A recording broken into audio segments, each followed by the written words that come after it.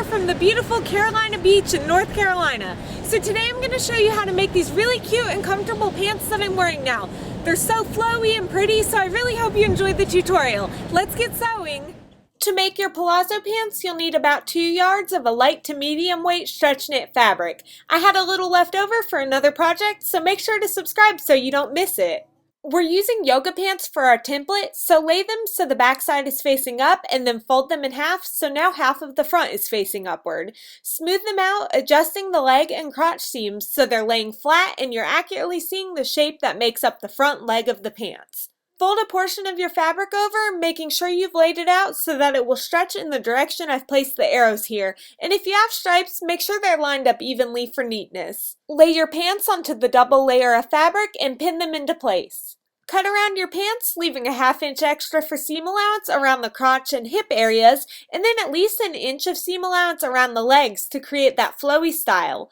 Fold over the waistband and cut 1 inch above that too. You'll see later on that I actually did have to do some fit adjustments because the fabric I used was so stretchy they wound up being too loose, but I still always cut with extra room for seam allowances because you can always trim down the fabric later if it's too large, but you can't add more fabric if you cut it too small, so that's just a good rule of thumb to remember. You'll now have your 2 front leg pieces cut out, so we need to cut out the back pieces. This time lay your yoga pants back out with the front side facing up and fold them in half so half of the back will be facing upward. Smooth them out just like you did for the front, but you may have to do some extra adjusting to get that crotch seam to lay flat because it's actually slightly differently shaped and larger than the front was to allow room for your behind.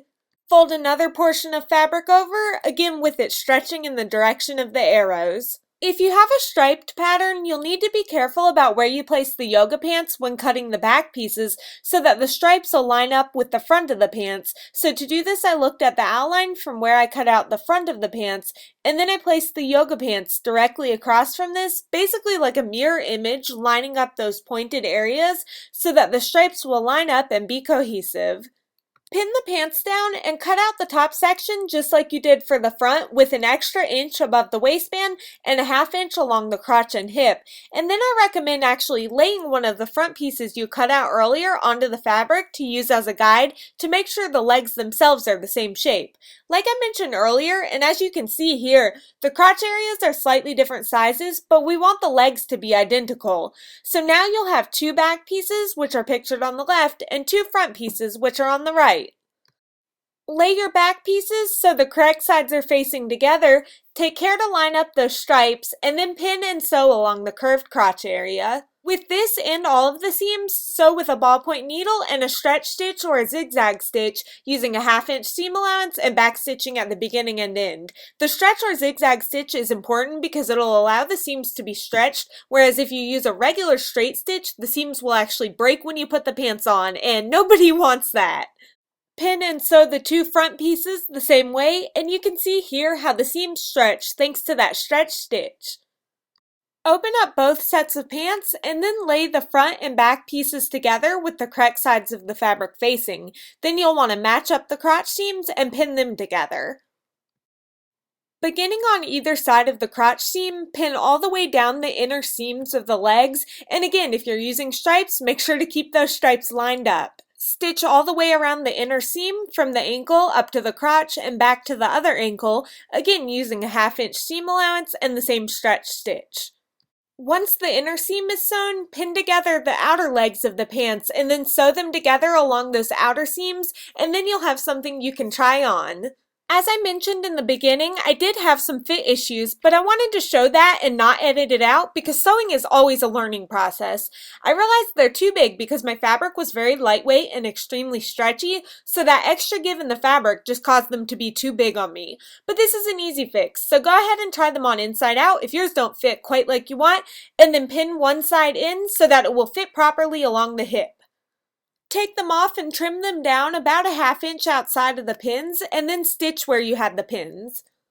Fold your pants in half and use the newly sewn side as a guide to trim down the other side exactly the same way, and then stitch that side in place too, and voila! Your pants fit perfectly.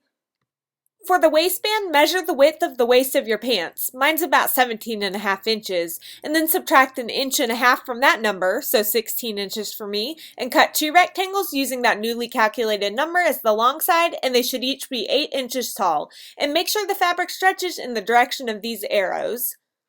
Lay the rectangles together with right sides facing together, and then pin and sew along the shorter sides. Fold one of the raw edges down to meet the other raw edge, so now your band is folded down in half. The reason the waistband is smaller than the pants is to keep them snugly around your waist since we're not using any elastic. Slide the waistband around the waist of your pants, lining up all the raw edges, and then match up the side seams of both the band and the pants and pin them all together. Using a tape measure, find the center front of the waistband and pin it to the center front seam of the pants, and then find and pin the center back of the band to the center back seam of the pants. Now we need to pin in smaller increments, but since the waistband and pants are slightly different sizes, you'll need to stretch out each section of fabric between the pins to be the same size, and then pinch the fabric in the center and pin it together, and then stretch and pin in smaller increments between those, then continue stretching evenly and pinning around the entire waist. Stretching as you pin is essential so that when we sew the pieces together, that bit of extra fabric will be equally distributed along the waist, so there won't be any large uneven gathers or puckers. Sew the waistband to the pants, and as you sew, you'll want to use your hands to stretch the fabric between each set of pins slightly so that the different pieces are even, and sew that section, and then remove the pin and stretch and sew the next section, continuing until the waist is completely attached. Now to get the accurate length of your pants, try them on and place a pin where you want them to stop, and it's more accurate if you have someone help with that. Then cut a 1/2 inch below that pin to allow for hem allowance, and then trim the other leg to match. To hem them, turn the pants inside out and fold the bottom edge over toward the wrong side of the fabric 1/4 inch once, then fold it again another 1/4 inch and pin it into place. Continue double folding and pinning around the entire pant leg. Stitch the hem in place, and for this I did use a regular straight stitch since the legs are so wide and won't be stretched, but if you think your pant leg openings will be stretched, then definitely use a stretch or a zigzag stitch like you have with all your other seams. Hem both legs and you're all done with this great pair of flowy Palazzo style pants. I made a casual beachy pair, but you can change to a fancier fabric for an elegant style. Thank you so much for watching, and don't forget to subscribe for more videos, and I'll see y'all soon!